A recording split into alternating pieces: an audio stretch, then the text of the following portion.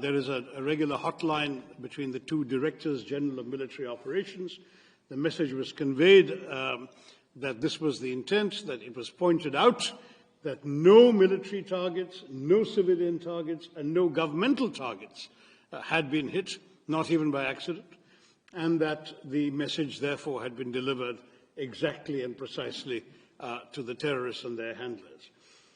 Nonetheless, Pakistan chose to respond, I'm sorry to say, with indiscriminate shelling across the border the very first day and night, which sadly killed 19 civilians and injured grievously 59 others, including Carmelite nuns in a convent, Sikhs worshipping in a Gurudwara, and others who happened to simply be in the line of fire because they lived in districts adjoining the Pakistani border. When this happened, India had no choice but to retaliate in kind. The matters got worse the next day as the Pakistanis followed up artillery shelling with a serious invasion of drones and missiles. India's air defenses were able to hold them off, but in turn, India returned the compliment, and on the night of 9th, 10th May, India hit 11 Pakistani military targets, including a rather well-known airbase that's just 1.5 kilometers away from military headquarters of Pakistan in Rawalpindi. The following morning, we got a call, or our Director General of Military Operations got a call from the Pakistani Director General of Military Operations saying they'd like to stop this. And we said, we've been saying all along, we didn't want to start anything. We were just sending a message to terrorists. You started, we replied. If you stop, we'll stop. And they stopped. There was an 88-hour war. We look back on that with a great deal of frustration because it needn't have happened at all. Lives have been lost. But at the same time, we look back on this experience with a steely and renewed sense of determination.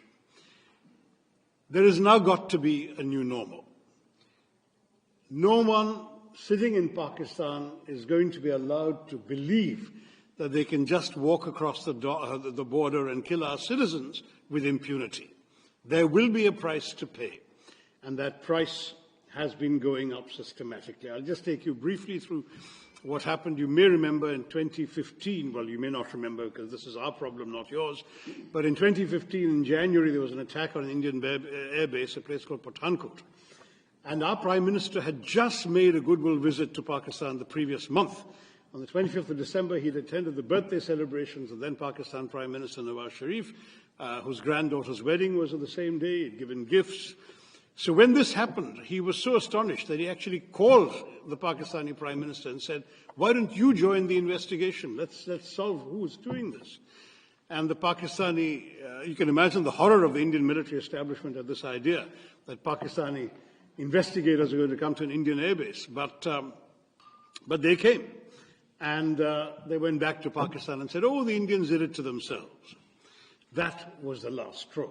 I mean, it was just we'd already gone through the horrors of 2008 in Mumbai when 170 people had been killed, and the Pakistani denials at that time were laid bare not just by the fact that we caught one of the terrorists alive and his identity, his address, his family, etc., were identified in Pakistan, but equally because that drama took place over 3 days during which Western intelligence agencies trained their recording devices, amongst other things, on Pakistani, the chilling voice of the Pakistani handler giving minute-by-minute instructions to the killers in Mumbai.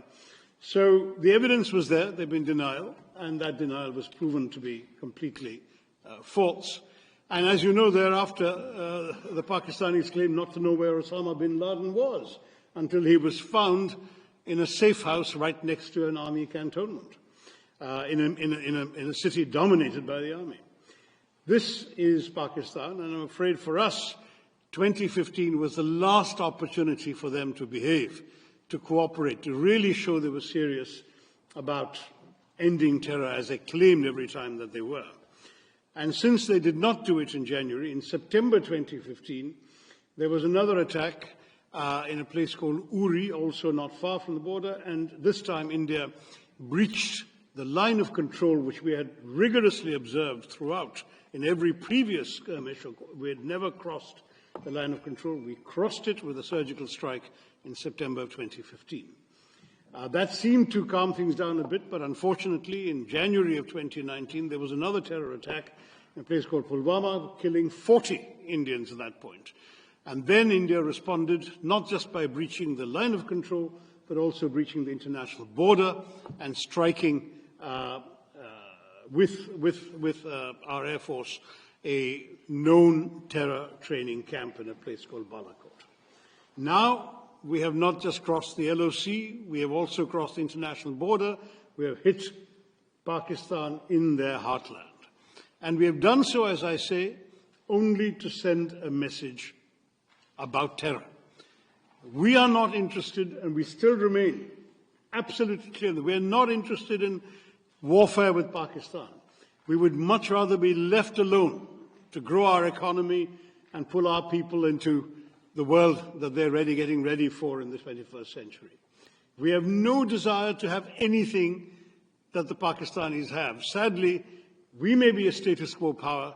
They are not. They are a revisionist power. They covet territory that India controls, and they want to have it at any price. And if they can't get it through conventional means, they're willing to get it through terrorism. That is not acceptable to us, and that's really the message that we are here to give all of us, all of you in this country and elsewhere. We are determined now that there's got to be a new bottom line to this. We have tried everything, international dossiers, complaints to sanctions committee, diplomacy, even this joint investigation attempt. Everything has been tried.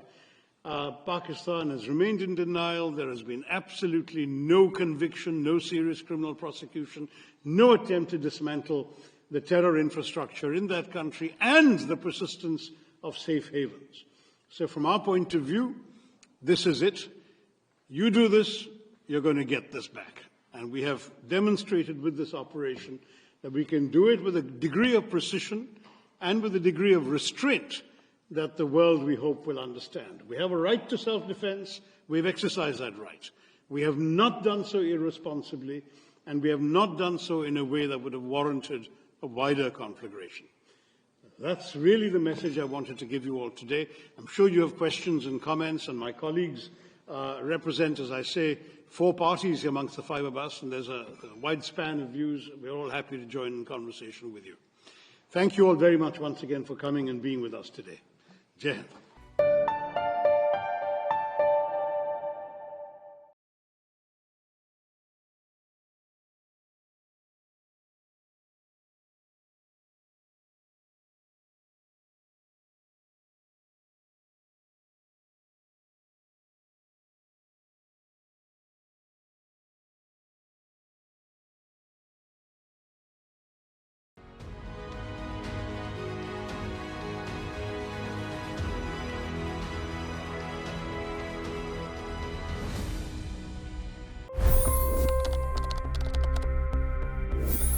$25 crore गरीब गरीबी को परास्त करके बाहर निकले।